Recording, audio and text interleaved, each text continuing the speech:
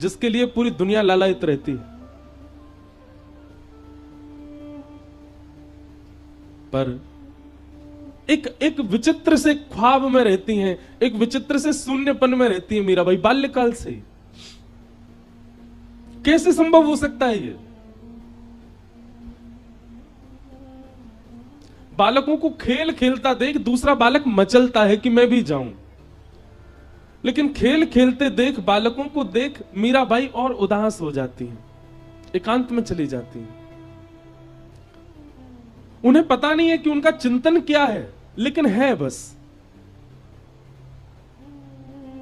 और ये उस समय की बात है जिस समय पर मीराबाई के ना तो कोई गुरु है, ना कोई आचार्य है, ना कोई पथ प्रदर्शक है। छोटी सी है मीराबाई। मीरा चरित्र को देख करके ऐसा अनुभव होता है, यह पूर्व की घटना। वो तो सबको पता ही है कि वही माधवी के रूप में ठाकुर जी की लीला में गोपी थी,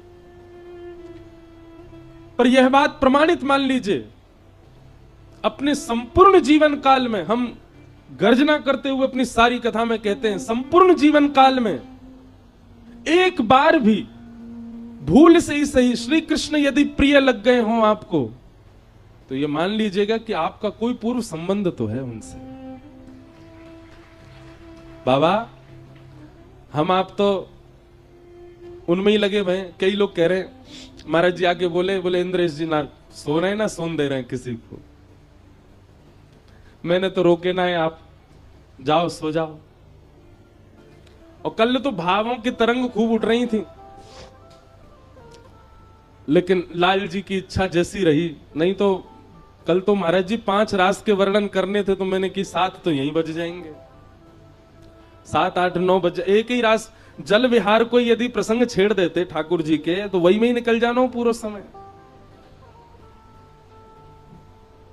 हमने तो रोके नहीं आप लोग, और ना हमने ज्यादा किसी को कही कि आओ, लेकिन आप सब एक रस, एक स्थिरता में सब बैठे थे। इतनी संख्या में कल वहां लोग आए हुए थे, और जब कथा चल रही थी तो नेत्र बंद करके मैं बोल रहा था, तो मुझे ये लग ही नहीं रहा था कि इतने लोग बैठे होंगे। बिल्कुल शांत मुद्रा में सब बैठे हैं। इस बात का प्रमाण है कि आप कभी ना कभी ठाकुर जी से मिले तो हो, कभी को संबंध तो है। कई जन्मों से बुला रहे हो, कोई तो नाता जरूर होगा। नजरों से नजरें मिलाना पाऊं, मेरी नजर का कसूर होगा। दिशा हम सबकी निश्चित है, बस उस दिशा में बैठाने वाला एक सदगुरु चाहिए, उस दिशा की तरफ मोड़ देने वाला एक पथ प्रदर्शक चाहिए। रास्ता तो है, बस रास्ता दिखे इस घनघोर अंधियारे में, उसके लिए एक प्रकाश चाहिए। संसार के विषय रूपी अंधेरे में हम सब हैं, पथ हमारे सामने है, पर हम चल नहीं पा रहे। क्यों? क्योंकि प्रकाश नहीं है, गुरु जीवन में नहीं है।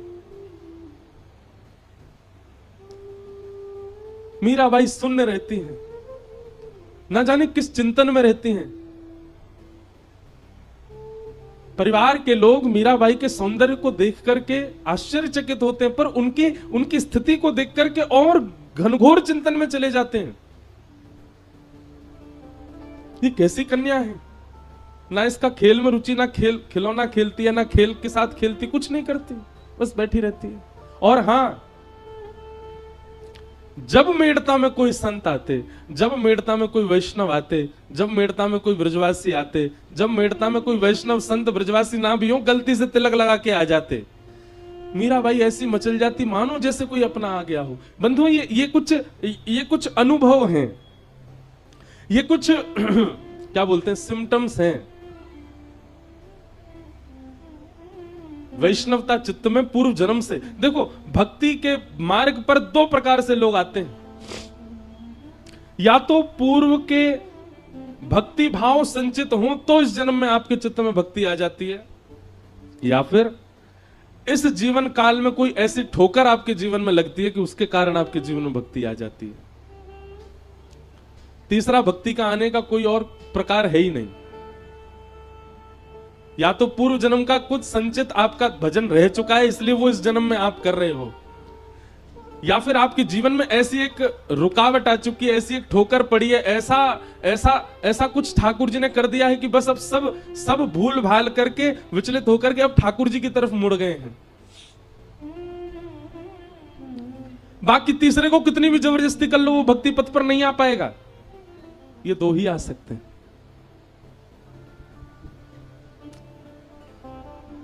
तो ये इस बात का प्रमाण है कि वैष्णव प्रिय लगते हैं,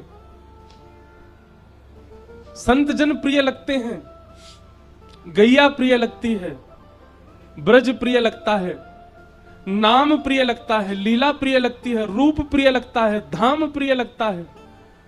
तो इस बात का प्रमाण है कि ठाकुर जी को आप प्रिय लगते हो, इसीलिए वो प्रियता उत्पन्न हो रही है।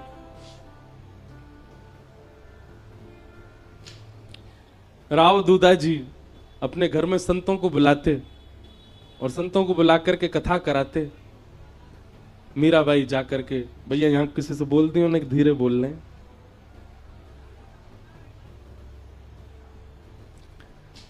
मीराबाई जाकर के उस कथा में ऐसे विराजमान हो जाती, अरे उत्तर मीमांसा पूर्व मीमांसा वेदों की ऋचाओं पर प्रवचन, जिनके प्रवचन सुनने के लिए इतनी गम्यता चाहिए, उन प्रवचनों को सबसे आगे बैठ करके मीराबाई एकांत चित्त नन्ही सी बालिका बैठ करके श्रवण करती।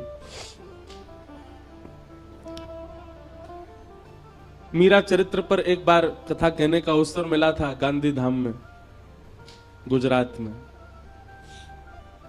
ये वृंदावन प्यारो वृंदावन जो पद है ना, ये भी गांधी धाम में ही लिखा गया है, और जिनके घर लिखा गया वो बैठे हैं यहाँ पर। उन्हीं के स्थान पर गांधी धाम एक गुप्त वृंदावन जैसा है, वहीं प्रकट होते हैं कई भाव। तो मीराबाई के प्रसंग में आता है कि जब जोशी जी कथा सुनाने के लिए आते थे तो मीराबाई सामने बैठ करके सुनती, और सुनते सुनते मीराबाई, जब कथा विश्राम होती, सब लोग प्रणाम करते, जाकर के व्यास मंच पर नन्ही सी मीराबाई आती और व्यास जी को अपलक नेत्रों से देखती रहती। एक छोटे बालक के भांति पुचकार करके जोशी जी कह देते, अरे लाली, अरे बालिका, तू कथा सुनती है, समझ आता है तुझे? मीराबाई के मुखमंडल पर कोई प्रसन्नता नहीं, कोई मूर्छन नहीं, एक जिज्ञासा दिख रही है केवल नेत्रों में। जोशी जी अपनी पोथी रखते जा रहे हैं और अचानक पूछते हैं, क्या बात है लाली, तो ऐसे देखती क्यों रहती है? कोई मन में भाव है, कोई प्रश्न है? नन्ही सी मीराबाई, बड़े बड़े लोग जिस प्रश्न को नहीं कर पाते वो नन्ही सी मीरा पूछती हैं।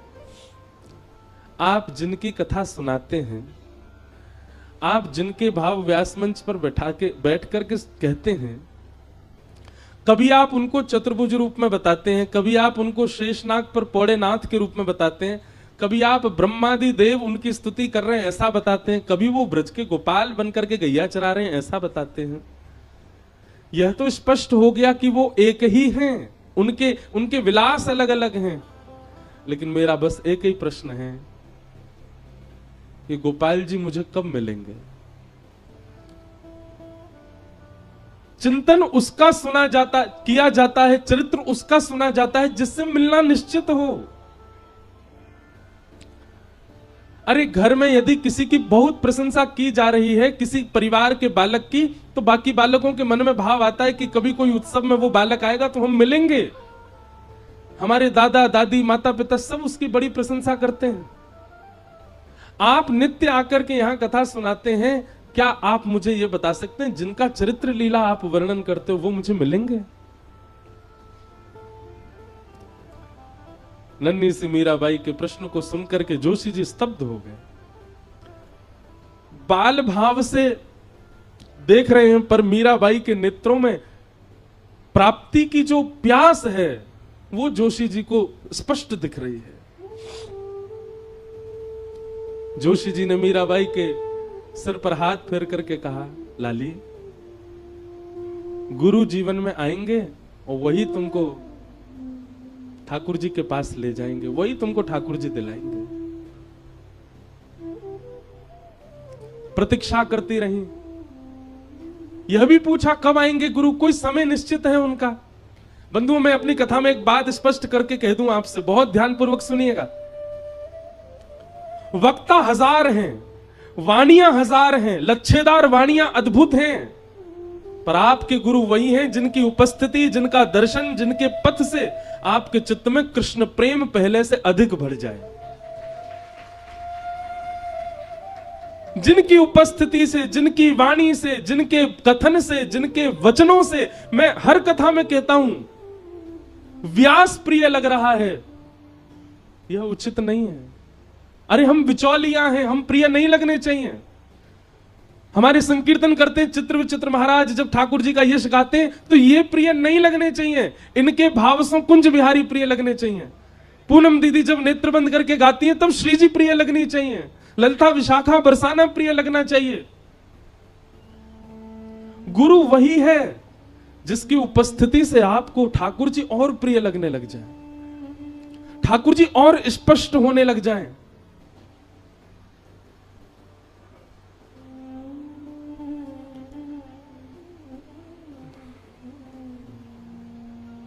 अरे दुनिया में बहुव्यंजन बनते हैं,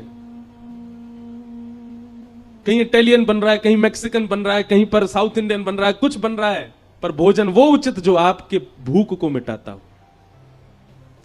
और कई बार नहीं, हर बार वह भोजन मां के हाथ की सामान्य रोटी और दाल ही होती है। भोजन अति विशिष्ट नहीं चाहिए, भूख मिटनी चाहिए। गुरु वह है जो, गुरु वही जो हरि सौ मिलावे, गुरु वही जो हरि की राह दिखा दे, और गुरु वही जो सब छड़ वृंदावन बसा दे, वही गुरु है। और क्षमा कीजिएगा, ऐसे गुरु आपके ढूंढने से नहीं मिलेंगे, ऐसे गुरु आपको ढूंढेंगे, उनकी वाणी आपको ढूंढेगी। और कैसे ढूंढेगी? निद्रा हो, सुसुप्ति हो, स्वप्न हो, स्नान हो, खान हो, चलना हो, डोलना हो, हंसना हो, रोना हो, हर स्थिति में उस गुरु के कोई वाक्य गूंजते रहेंगे चित्त में। उन गुरु का चिंतन आता रहेगा पुनश्च पुनः आपके चित्त में। घर में विवाह का प्रसंग है, सब नाच रहे हैं, गा रहे हैं, पर आपके चित्त में एक क्षण के लिए इस सब प्रसंग के बीच में भी आपके गुरु का उनका स्मरण हो गया, जिनसे आप वृंदावन मिलके आए थे। उनका स्मरण हो गया जिनकी बैठे बैठे आपने कथा सुन ली थी। रात्रि स्वप्न में या निद्रा में उनकी स्मृति हो रही है, जिनके वचनामृत सुनकर के आप अपनी तन की स्थिति भूल गए थे। घर में अत्यंत शोक का समय है, सब व्याकुल चिंतित हैं, पर उस बीच में भी उनके कोई वाक्य आपको याद आ गए और आप उसमें भी वही गुरु हैं। हमारे पूज्य पूनम दीदी के गुरुदेव सन्मुख विराज रहे। महाराज जी आपको बार बार धन्यवाद, आपके श्री चरणन में बार बार प्रणाम करें सब लोग। आपकी कृपा से हमारे व्रज धाम को अखंड पूर्णिमा प्राप्त भई।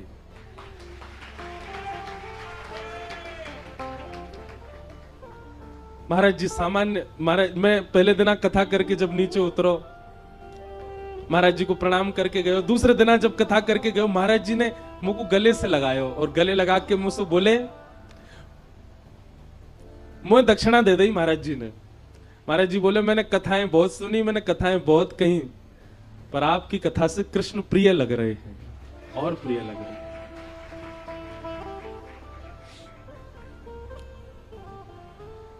मेरा तो पहली बारी महाराज जी के दर्शन को सौभाग्य प्राप्त भयो।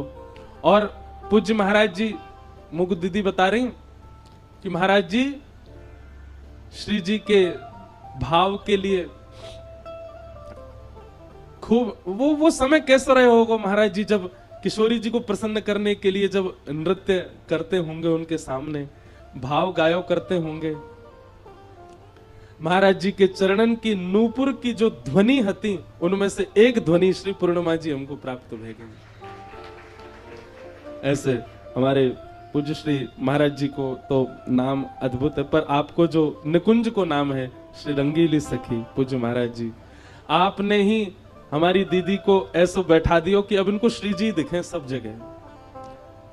हम दीदी की प्रशंसा नहीं कर रहे हैं उनके मुख पे, पर मैं आज आपसे भी कक्ष में कह रहा था कि ठाकुर जी ने अपने भक्तों के जितने लक्षण बताए वो सारे लक्षण दीदी में घटते हैं। ताली मत बजाओ, सुनो, और ने ये प्रयास करो कि ये भाव हम में भी आवे। ठाकुर जी से किसी ने कहा, आपकी महिमा तो सब बताते हैं, आपका रूप तो सब बताते हैं, आपके भक्तों का रूप आप बताओ। ठाकुर जी बोले, सुनो, वाग्गदगदा द्रवते यस्य चित्तम रुदत्य भिक्षणं हसति क्वचित् विलज्ज उद्गायत नृत्यते च मद्भक्ति युक्तो भुवनम पुनातु। भगवान कह रहे हैं पहला लक्षण क्या है? बोलते बोलते बोलते जिसका गला रुक जाता हो। किसी ने पूछा क्या हो गया? श्री जी की कृपा की स्मृति आ गई, ठाकुर जी की कोई लीला याद आ गई, कंठ अवरुद्ध हो गया। भगवान कहते हैं बोलते बोलते जिसका गला भर आता हो, मेरे भक्त का पहला लक्षण। द्रवते यस्य चित्तम, जिसका चित्त मेरी लीला का कोई किंचित मात्र भाव कह दे, जिसका चित्त उसमें ही भर आता हो, मेरे भक्त का दूसरा लक्षण। और रुदत्य भिक्षणम,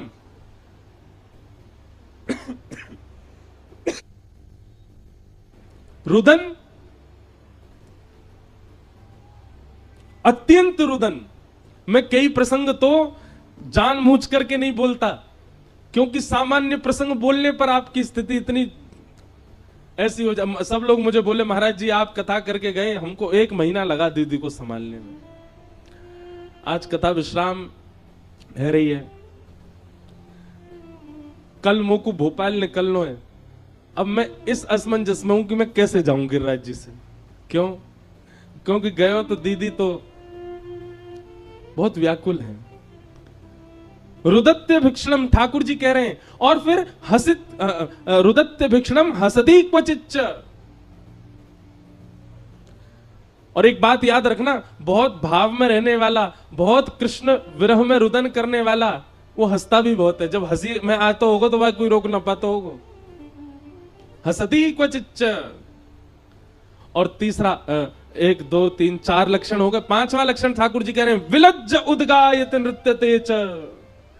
निर्लज्ज होकर के, विलज्ज होकर के जो मेरा संकीर्तन करता हो, और जब नृत्य करने पर आवे तो यह भी विचार ना करे कि कौन देख रहा है, कहां से मेरे वस्त्र उधर रहे हैं, कहां क्या मैं क्या नृत्य कर रहा हूं, मेरे रूप की भंगिमा कैसी बन रही है, मेरे केश खुल रहे हैं, ये सब विचार भी उसको ना होता हो।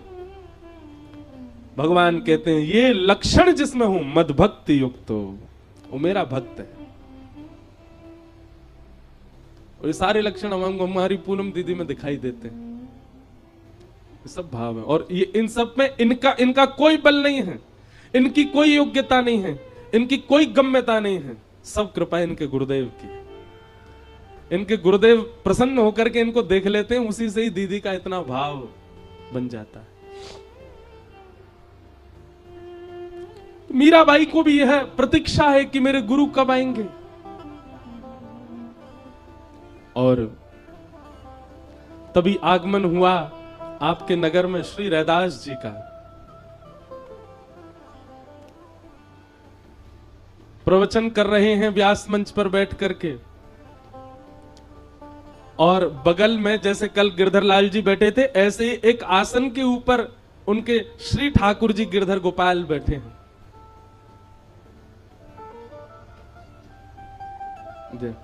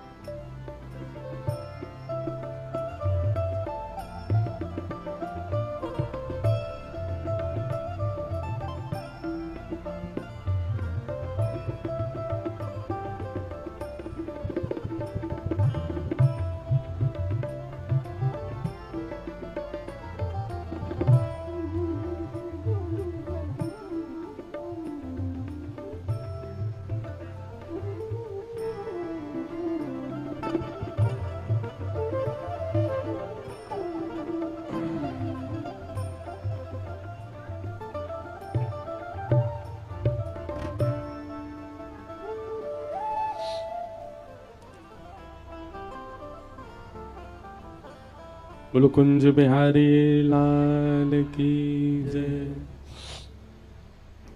परम सौभाग्य है आज जटेरी धाम के पूज्य महाराज जी हम आप सबके मध्य में विराज रहे हैं। पूर्व में गिरिराज जी में कथा हुई तो महाराज जी उसमें पधारे और महाराज जी ने ऐसी अद्भुत रुद्र वीणा से पूरी कथा को आनंदित किया। आज पूज्य महाराज जी पुनः पधारे, आपके श्री चरणों में बारंबार प्रणाम। ले मीरा है गिरधर तेरा। यहां मीराबाई के गुरुजी पधारे हैं और तभी व्यास मंच पर पूज्य महाराज जी पधारे हैं। देखो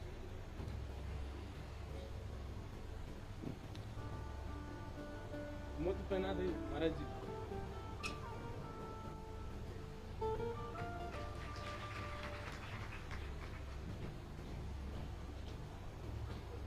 हमारी ललिता जी है ना निकुंज में, ललिता जी जिनके अवतार हमारे स्वामी श्री हरदास जी महाराज हुए। किशोरी जी की सखीन में ललिता जी बड़ी भोरी हैं, बहुत सीधी। किशोरी जी से वो ज्यादा भोरी हैं।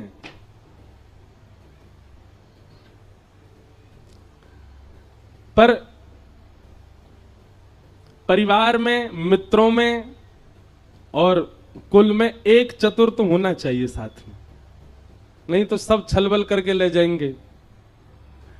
ऐसी हमारी किशोरी जी की अलीन में नेक नेक, वो भी ज्यादा नहीं, नेक नेक थोड़ी सी जो बुद्धि को प्रयोग करें वो है हमारी विशाखा जी, जिनके अवतार हुए श्री हरिराम व्यास जी महाराज। हरिराम व्यास जी को बाबा चरित्र भी देख लो। हरिराम व्यास जी जैसो कोई लड़वे गुथवे वारो नहीं भयो। खूब ऐसे ऐसे पद हैं हरिराम व्यास जी के। एक पद है उनको याद नहीं पूरी पंक्ति पर, रसिकन सो समधी ज्यादा प्यारे। हरिराम व्यास जी के भाव वृंदावन से जो वृंदावन को पीट करके चले जाते हैं हरिराम व्यास जी, वाक्य का जी भी पद लिखे, बोले उनके सिर पनही पनैया। हरिराम व्यास जी थोड़ा हास्य पद भाव भी है उनको। पूज्य महाराज जी को देख करके अपने आप ही सखीन को स्मरण है गयो, ललिता विशाखा। एक लीला बहुत सुंदर, अभी भक्तमाल जी कथा भई तो बड़ी लीलाएं वहां में सुनाई। तो एक लीला आवे कि ठाकुर जी विशाखा जी से बात कर रहे हैं। क्यों ठाकुर जी ललिता जी से बात करें तो ललिता जी तो बड़ी भोरी हैं। किशोरी जी से कोई बात मनवानी हो तो ललिता जी तो इतनो संकोच करें कि सन्मुख जावे में भी सकुचा में। ठाकुर जी बोले भैया निकुंज की कोई काम बनवाने हो तो विशाखा जी को पकड़ो, बहुत सावधानी से, जो मैया घूम रही हैं बैठ जाओ। ठाकुर जी बोले किशोरी जी से, विशाखा जी से, विशाखा जी श्री जी को एक समझाओ आप। विशाखा जी बोले कहा भाई? बोले हर रोज मान करें, इतनो मान करें मुंह पे रोज रूठ जाए मोते। अरे मैं इतनो लाड़ लो लाल अपने नंद यशोदा को, पलकन में रखे मुझे को यशोदा मैया नंद बाबा। पूरे नंद भवन में सब मेरी आज्ञा ऐसो माने, लाला कहे और हम करें। ऐसो लाड़ चाव को जोड़ा में, ठाकुर जी अपनी स्थिति बता रहे हैं। पर निकुंज में आते ही ऐसो है जाऊं मेरी कोई कदर ही ना है। कितनों श्रृंगार करके आ जाऊं श्री जी तो नाराज है जाए। काय बात ते नाराज है गई है? बोले मैंने तो आज विचार किया कि आप नील वर्ण पहन के आओगे, आप पीत वर्ण कैसे पहने आए? ठाकुर जी बोले कई अब हर बार विचार मिले पर कभी कभी ना भी मिले, पर श्री जी तो मान कर ले। एक दिन श्री जी यह बात सो रूठ गई कि ये नीली मणि पहन के आए, वहां में कोई गोपी दिख रही है। अंत में पता चली वो श्री जी ही दिख रही, अपनों ही प्रतिबिंब देख के गुस्सा है गई जी कौन गोपी बैठी है जा में। हे विशाखा जी तुम श्री जी को समझाओ, बहुत मान करें। वैसे एक बात कहूं, ठाकुर जी यूं कहते जा रहे हैं, अच्छा तो लगे मुझको जी मान कर ले, मैं मनाऊं इनको, वही से तो लीला को पूरा श्रृंगार बने। पर कभी कभी तो अवकाश होना चाहिए ना, जरूर रोज ही मान करें।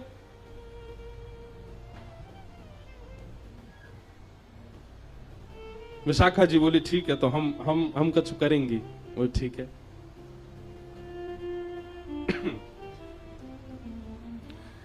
तो आज निकुंज में सब अली खड़ी हैं, सब सहचरियां खड़ी हैं, सब बहुत बढ़िया कछु आनंद, ऐसो कछु राग गायो गयो, ऐसी कोई लीला करी गई कि वासों श्री जी बड़ी प्रसन्न है गए। और इतनी प्रसन्न भाई, इतनी प्रसन्न है कि प्रसन्न है करके सेज पे बैठी बैठी श्री जी कहें, आज तो भैया तुम सबरी कछु मांग ले, जो मांगोगी सो दूंगी। श्री जी की पहली बार ऐसी स्थिति ना है। श्री जी तो कभी भी ये कह दें कछु मांग लो, पर सखीन को स्वभाव है कि वो श्री जी से कभी कछु याचना ना करें, बस एक ही याचना करें कि सदा अपने श्री चरण कमले में किशोरी मोहे अपनी से कर लीजिए। हे श्यामाजू, आप बस अपनी बना के रख लो, यही हमारी कामना, और हमें कुछ नहीं चाहिए। ललता आदि सब सखियान ने आकर के प्रणाम करी, बोले हे श्यामाजू आप सदा राजी रहो, यही चाहिए। कोई कह रही आप सदा प्रसन्न रहो, यही चाहिए। आपके जितने आरते सब मुंह पे आ जाएं, यही चाहिए।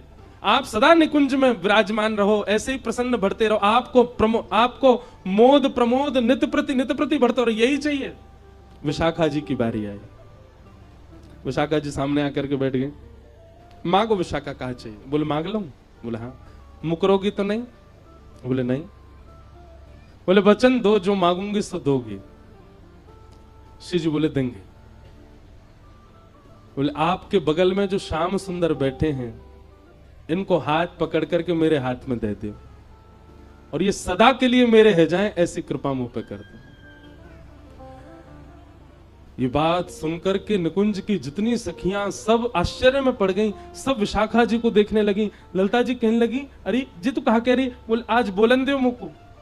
हर बार मैंने आप सबन की बात मानी, हर बार श्री जी के सामने नतमस्तक रही हूं, पर आज मैं अपने हृदय को उद्गार प्रकट कर रही हूं। निकुंज नायक को हाथ पकड़ करके मेरे हाथ में दे दो, और सदा के लिए ये मेरे ही रहें, ऐसा वरदान श्री जी मुझको दे दे।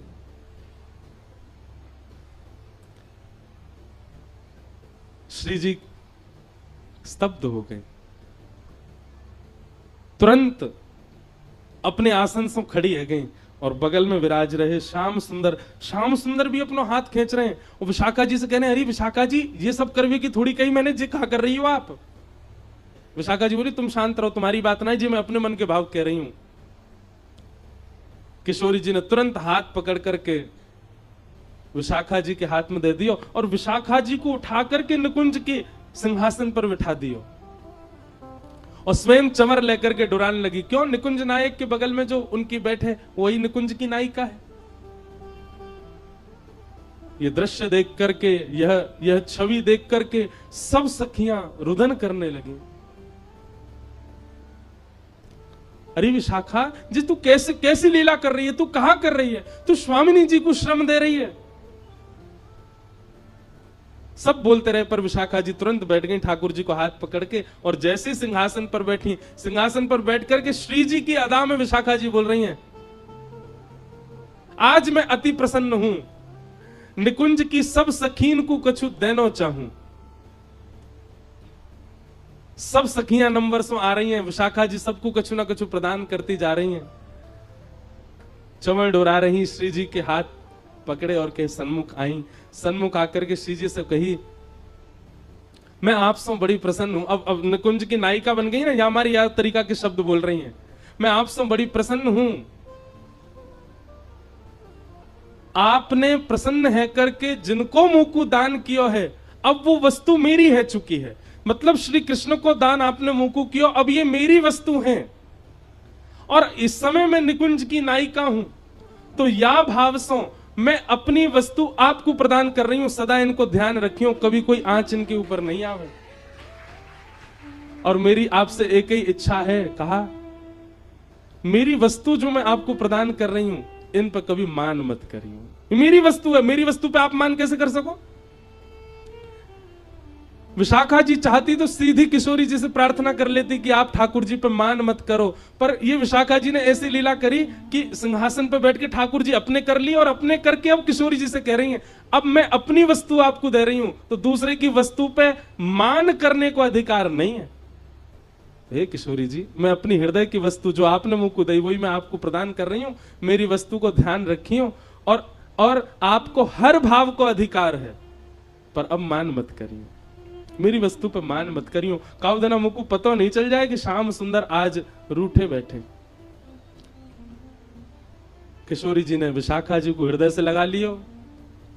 इतने में ही देखे सिंहासन पर ठाकुर जी कहाँ गए, नीचे देखी तो पौड़े हुए चरणन में। जय हो विशाखा जी, बढ़िया तुम तो बात करी। मैंने कहा लीला रचाई तुमने, ऐसा करके अरे सीधे ही कर देती, पर नहीं, आपकी बुद्धि को प्रणाम है। पहले मैं अपनों कर लियो, अपनों करके फिर किशोरी जी को देके कह रही अब इन पर मान मत करियो, जो मेरे वस्तु है। ऐसे सखीन को हम प्रणाम करें, ऐसी गोपीन को हम प्रणाम करें, जिन्होंने ठाकुर जी अपने वश में कर लिए। महाराज जी को देख के अचानक स्मृति सी आई कि सखीन को प्रणाम कर लियो जाए। तो मैं निवेदन कर रहे हो भैया कि गोपी भाव यानी कि वह प्रेम की स्थिति, जिस प्रेम की स्थिति की गम्यता में हम विचार भी नहीं कर सकते, वह प्रदान करने की सामर्थ्य ना ही किसी यज्ञ में है, ना ही किसी तप में है, ना ही किसी जप में है, ना ही ब्रजवास में है, ना ही दुनिया भर के सब क्रियाकलापों में है। वह गोपी प्रेम भाव देने की क्षमता केवल और केवल गुरु कृपा में। गुरु कृपा यदि कर दें तो वह हो सकता है। आप कहेंगे गोपियों के कौन गुरु हैं? साक्षात श्री किशोरी जी। किशोरी जी की कृपा से गोपियों को श्री कृष्ण प्राप्त हुए हैं। बिना, कल कथा में श्रवण कर रहे थे रास पंचाध्याय में, अंतर ध्यान हो गए ठाकुर जी। तो बिना गुरु के ठाकुर जी मिलेंगे तो अंतर ध्यान ही रह जाएंगे। तब गुरु शरण में जानो पड़ेगा और गुरु कृपा करके कछु ऐसा करवाएंगे, कछु ऐसी योजना बनाएंगे। अरे गुरु सामान्य से सामान्य नियम बता दे, वाकु भी अपने सिरोधार्य करके पालन करो। किशोरी जी की कृपा से गोपीन को ठाकुर जी प्राप्त भये। रैदास आए और आकर के कथा श्रवण करा रहे थे। मीराबाई सामने बैठ करके श्रवण कर रही हैं और तभी दृष्टि पड़ी बगल में विराज रहे ठाकुर जी के ऊपर। गिरधर छवि देख करके एक भुजा ऊंची, दूसरी भुजा कटी भाग पर, नीचे नेत्र हैं और नाग दमन, इंद्र दमन, देव दमन, 3 दमन ठाकुर जी हैं श्री श्रीनाथ जी। और इस छवि को जब देखा मीराबाई के नेत्र बंद हो गए। कथा में बैठे बैठे मानो पूर्ण स्मृति उनके हृदय में जागृत हो गई। सब ब्रजवासी 56 भोग बना रहे हैं, अपनी अपनी बैलगाड़ी में धारण करके गिरिराज जी पर लेकर के जा रहे हैं। और इन्हीं ब्रजवासी में एक गोपी माधवी भी जा रही है। ठाकुर जी के दर्शन की लालसा चित्त में उत्पन्न हो गई है। इंद्र ने मेघमालान की वर्षा करके ऐसी मूसलाधार बारिश करी कि श्री ठाकुर जी ने अपनी दोनों भुजाओं से गिरिराज जी उठा करके अपने बाम हस्त की कन्नी उंगली पर धारण कर लिए। त्रिभंग लली श्याम सुंदर गिरिराज धारण करके खड़े हैं। लाखों ब्रजवासी चारों ओर खड़े हैं छड़ी लगा करके। तभी माधवी के मन में भाव आयो कि मैं दर्शन तो करूं या गिरधर छवि को। जैसे ही सन्मुख गई हैं, नेत्रों में पानी आ गया, ओझल हो गए। ठाकुर जी दिखाई नहीं दे रहे मीराबाई को, माधवी को। ये सब मीराबाई को चिंतन हो रहा है। और चिंतन करती करती सामने बैठी हुई नन्ही सी मीरा रुदन कर रही है। रोते विलखते गई है ठाकुर जी के पास। मुझे आप दिख नहीं रहे हो नाथ, आपकी आकृति अनुभव हो रही है पर आपका रूप दिख नहीं रहा है, कृपा करो मुझे दिखाइए ना आपका रूप। ठाकुर जी बोले, माधवी प्रतीक्षा कर, एक युग की प्रतीक्षा कर। गिर पड़ी माधवी धड़ाम। बोले, 1 वर्ष, 1 महीना, 1 हफ्ता, 1 घंटा, 1 दिन की प्रतीक्षा दी जाती है नाथ, 1 युग की प्रतीक्षा कौन देता है? ठाकुर जी कह रहे हैं, जितनो ताप, जितनो संताप, जितनो विरह, जितनी व्याकुलता, उतना प्रेम प्रगाढ़। कलयुग में मैं अन्य गोपियंत नहीं मिलूंगा, या युग में मैं 3.25 साढ़े 3 करोड़ गोपियन के संग रास विहार करूंगा। पर कलयुग में तो एक ही गोपी आवेगी और वही से रास विहार करूंगा, वो होगी तू। वाके काजे 3.5 करोड़ गोपियन को विरह तू को सहनो पड़ेगा। और व्याकुल रहती रहती माधवी 1 युग प्रतीक्षा करके अब मीरा बन के आई है। और आज जैसे ही वह स्वरूप देखा, स्मृति आ गई। ठाकुर जी ने पहले ही संकेत किया था, संत के माध्यम से, गुरु के माध्यम से तेरे जीवन में आऊंगा मैं। मेरे रूप को देखते ही तो को पूर्व जन्म की सबरी स्मृति है जाएंगी। दौड़ करके गई मीरा, देख नहीं रही है रैदास जी को, बस चरण पकड़ रही है, देख वहीं रही है ठाकुर जी की ओर, और कह रही है नाथ ये मेरे गोपाल जी हैं, ये मेरे ठाकुर जी हैं। सब लोग अचंभित हो गए परिवार के, ये क्या हो रहा है। और मीराबाई बस कुछ भी बोले जा रही है। इनने गिरिराज जी उठा लिए, अरे बामस्तकी कन्नी उंगली पर उठा लिए, सब छड़ी लेकर के खड़े। मैंने इनसे प्रार्थना करी मुकु दिख जाओ, नहीं दिखे मुकु एक युग की प्रतीक्षा करवाई है इनने। मैं मटकी भरवे गई, वो चाय वे आ गए मेरे सामने, मेरे समान लंबे है गए। इनके सखा सु मेरो ब्याह भयो, पालकी में घुस गए मेरी में। कैसी दुर्भाग्यशालिनी में मेरे सामने बैठ करके मुझसे कह रहे अपना रूप दिखा दे, मैंने नहीं दिखायो। बहुत वर्षन की प्रतीक्षा के बाद मेरे जीवन में आए। आपसे आज्ञा लेना चाहूं, इनको मुकु दे दो। आज मुझे किसी ने ये प्रश्न भी पूछा है, अब यह भी एक संयोग है कि उसने यही प्रश्न किया कि किसी और की सेवा के ठाकुर जी मुझे इतने भा रहे हैं, किसी और की सेवा के ठाकुर जी मुझे इतने प्रिय लग रहे हैं, मैं क्या करूं महाराज जी।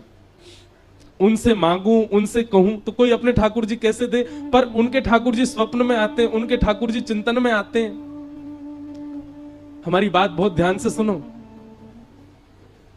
इस लीला से यह स्पष्ट हो जाएगा।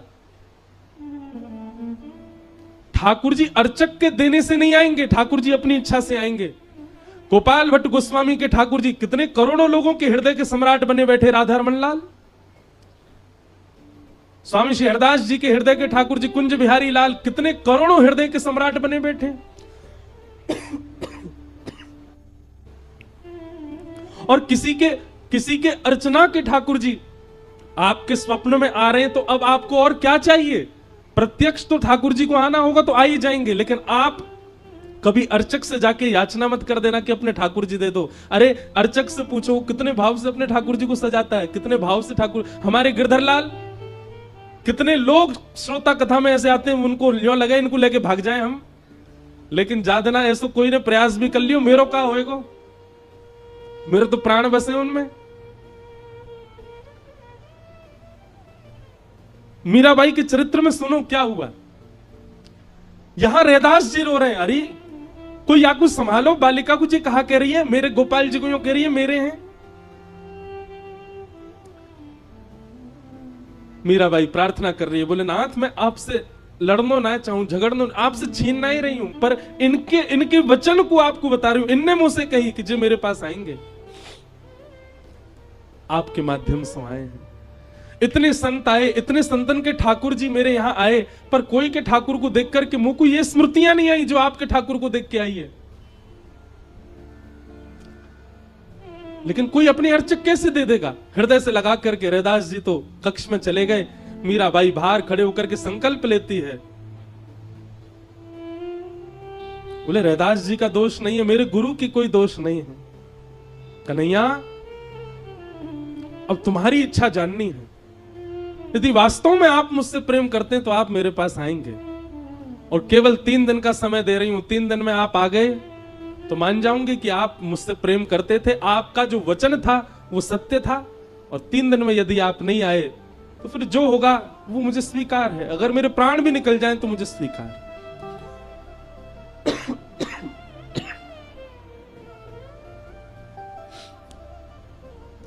3 दिन तक अनशन करके पड़ी है मीराबाई नन्ही सी, और रैदास जी की सेवा में क्या हो रहा है, बार बार सेवा करते करते कभी वंशी जी गिर जाती हैं, कभी मुकुट उतर जाता है, कभी मालाएं गिरने लगती हैं। रैदास जी भी मनी मन संकुचित हो रहे हैं और ठाकुर जी से कह रहे हैं लाल जी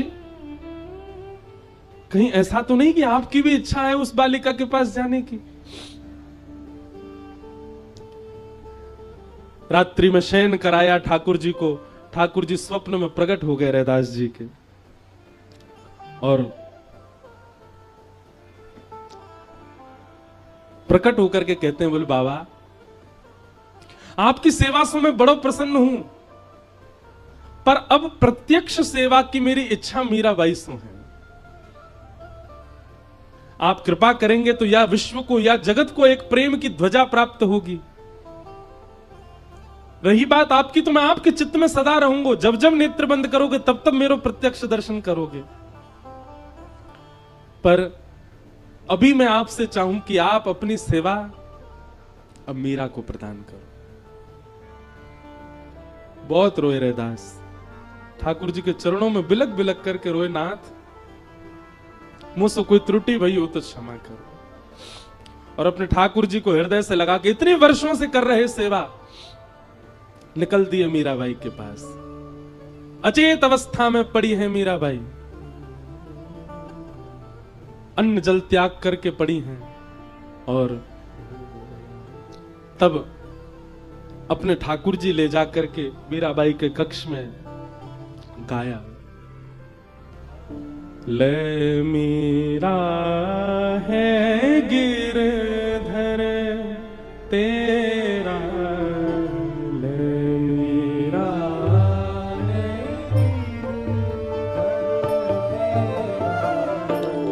ले मीरा है गिरधर तेरा,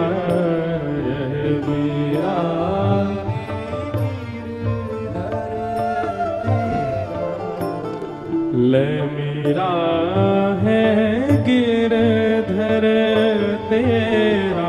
सब गाओ।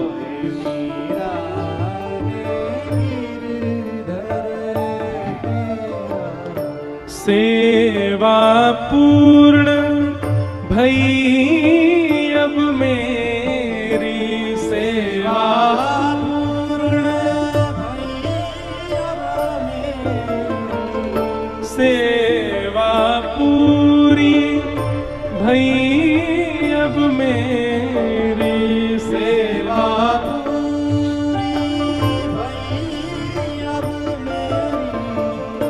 जागा भाग्य है तेरा, ओ जागा भाग्य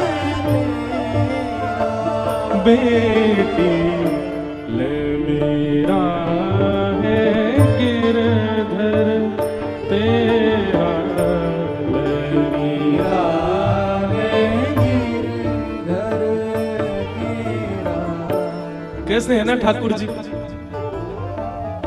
एक को इतना संयोग देकर के और अचानक वियोग में डाल दिया, और एक को एक युग का वियोग देकर के अचानक संयोग प्रदान कर रहे हैं। इसीलिए तो प्रणय गीत में गोपियां कहती है, मई वम विभोर हति भवान गति तुम नृशंसम संत्यज्य सर्व विषयांस तब पाद मूलम। नाथ, आप नहीं समझ पाओगे भक्त कितनी पीड़ा में जाकर के आपको प्राप्त करता है। आप तो भोगता हो, भोजन करना जानते हो, बनाने वाले को पता होता है कितनी श्रम से भोजन बना है। पर भैया या में कछु और उपाय है ना सके। ठाकुर जी को ये स्वभाव है, एक को संयोग दे रहे हैं तो किसी को वियोग दे करके आए हैं, और जिसको संयोग दिया है ज्यादा दिन टिकवे वाले ना है, वियोग देंगे।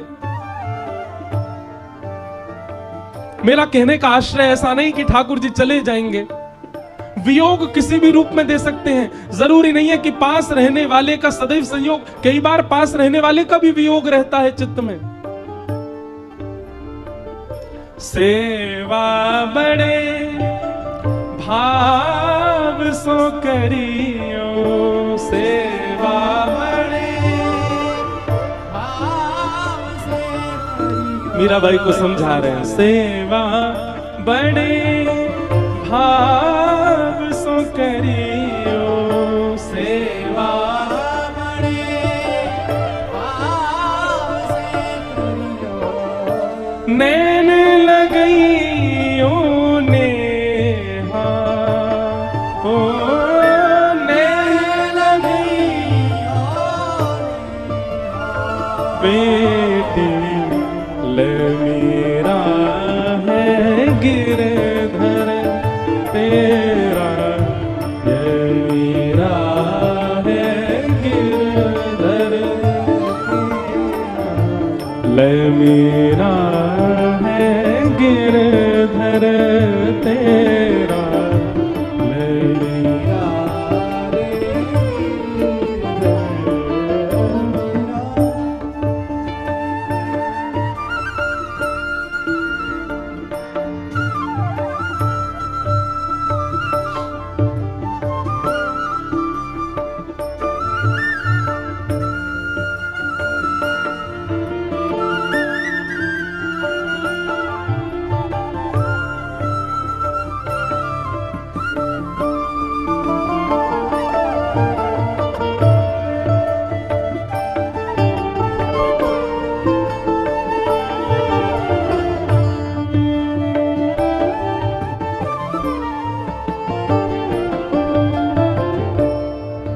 मीराबाई जैसे ही लाल जी को हाथ में लिया नृत्य करने लगे। एक ही कक्ष में, एक ही छत के नीचे संयोग वियोग एक साथ दिखाई दे रहे हैं। मीराबाई नाच रही है और श्री रैदास जी बस अपने नेत्र बंद करके अविरल अश्रुधार बहा रहे हैं, रुदन कर रहे हैं। तभी मीराबाई को थोड़ा मन में भाव उत्पन्न हुआ, संभालने के लिए गई थोड़ा उनके पास में, बोले बाबा आप इतना रो मत, आप इतने व्याकुल मत हो, मैं सह लूंगी विरह वेदना, मैं पीड़ा सह लूंगी, पर आप ऐसे मत रहो। अगर आपको लगे कि ये उचित नहीं तो आप श्री ठाकुर जी की सेवा करो, पर मेरी स्थिति तो ये कि मैं विरह सहवे लायक अब हूं नहीं, प्राण ही निकलेंगे मेरे तो। रैदास जी कहते नहीं, सो ही सुहागन प्रिय जाहि रीझे,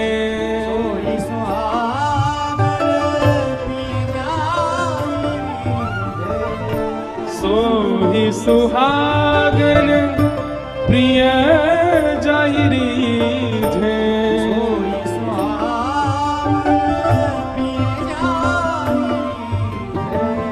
कैसा तेरा मेरा हो, कैसा तेरा। लाली ये तेरे और मेरे नहीं है, इनके और उनके नहीं है, ये तेरे मेरे इनके उनके नहीं है, ये वाक्य हैं, ये जा से रीझ गए हों, ये जासों प्रसन्न है जाए, ये वाक्य हैं, तेरे मेरे की कोई बात नहीं है लाली। सो ही सुहा